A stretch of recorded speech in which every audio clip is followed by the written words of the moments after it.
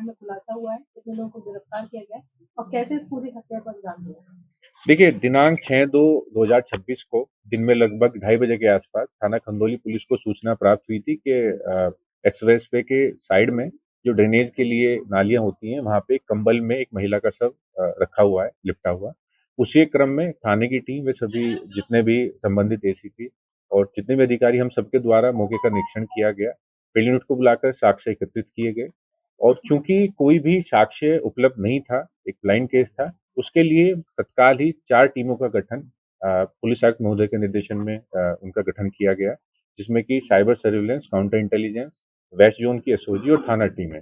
इन चारों टीमों ने अलग-अलग बिंदुओं पर काम करते हुए प्राथमिकता के तौर पर पहले उस शव की शिनाख्त की, जो कि जिसके लिए पहले एआई की मदद से उसके चेहरे को ठीक किया गया और उसे अलग-अलग प्लेटफ़ॉर्म्स पर अलग-अलग माध्यमों से उसमें जानकारी एकत्रित की गई और जिससे हमें जानकारी प्राप्त हुई कि जो मृतका है वो रहने वाली महोबा की थी, जो कि वर्तमान में दिल्ली में रह रही थी। उसी क्रम में उनके परिवार से संपर्क किया गया और परिवार की तहरीर पर एक मुकदमा 9/2/26 को पंजीकृत किया गया और अन्य डिजिटल व फिजिकल सभी एविडेंस को एकत्रित करते हुए इसमें 3 लोगों को गिरफ्तार किया गया है। इसमें जो मुख्य अभियुक्त है वो सनी है। सनी पिछले 3-4 साल से मृतके के साथ लिव इन में दिल्ली में रह रहे थे और जो मुख्य अभियुक्त है, इनका किसी और महिला से भी संबंध था, जिसका कि अक्सर मृतका विरोध करती थी। उसी क्रम में इनके द्वारा